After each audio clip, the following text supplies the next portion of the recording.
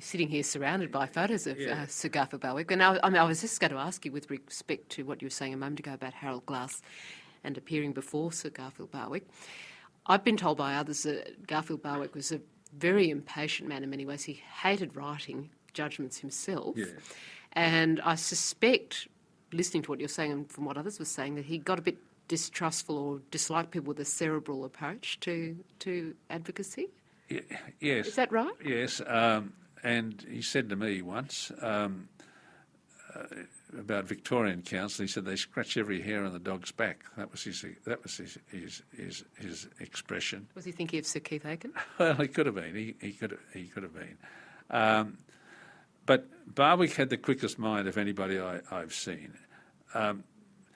Most intelligent people can formulate a general proposition from a set of particulars. But Barwick's great strength was that he could take any general proposition and, depending upon what he could do, he could show the absurdity of it or the persuasiveness of it by a concrete illustration. He could drop from the general to the particular with a most illuminating and he had a prodigious recollection and a prodigious understanding of history.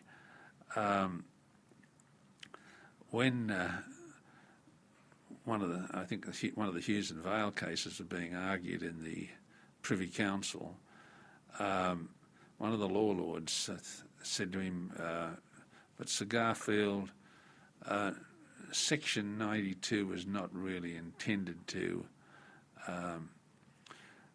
introduce a laissez-faire approach, was it?" And quick as a flash, Barwick said, Sir Henry Parkes having been the originator of Section 92, quick as a flash, Barwick said to him, but Sir Henry Parkes called his son Cobden, and of course Cobden was the great person in favour of free trade and free enterprise. But he could be quite devastating as a junior. I was Glass's junior in what's a famous case on Section 52 of the Constitution, and Glass didn't turn up for some reason. I don't know why. So I had to argue it, and the court there was some dicta in earlier cases, and Barwick was dead against me, and he was getting stuck into me, and Kitto had said things in my favour, and I was looking for Kiddo to come into my rescue, but Kiddo sat there silent.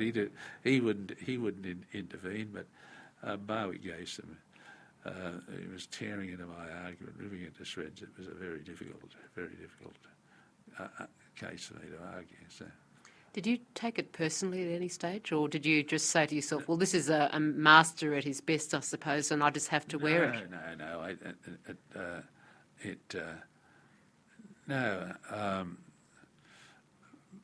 Barwick was always polite. I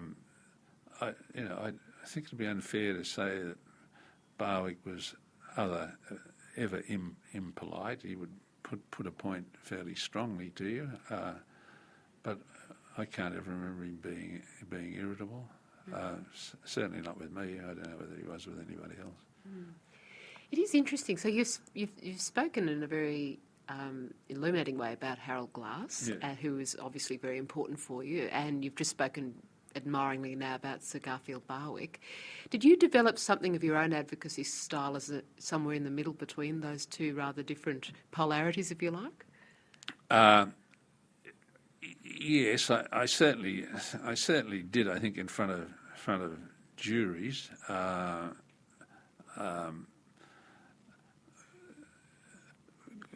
Glass was probably, although few people probably did as much jury work as he did because he appeared in all those industrial accident cases, but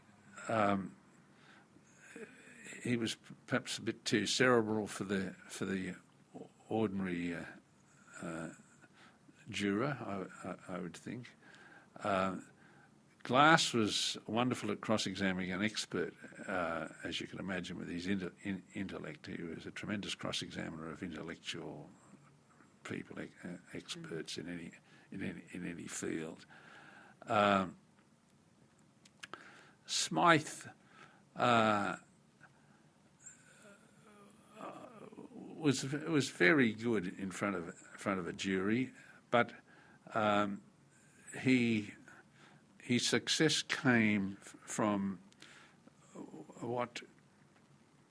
the answers he obtained in cross-examination. Really, it was it was also a logical approach.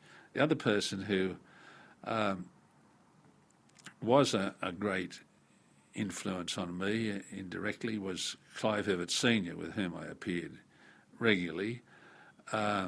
Wasn't he a bit of a one-man band? That's how he's been described to me by others. They've said he was such a theatrical kind of person. Being his junior in some ways was almost not an impossible task, but he was a one-man band, they said. We certainly had our disagreements, but one thing he did for me, whenever there was any legal point to be argued in a case, he let me argue the point. And it certainly couldn't have done me any harm, because they were often important cases.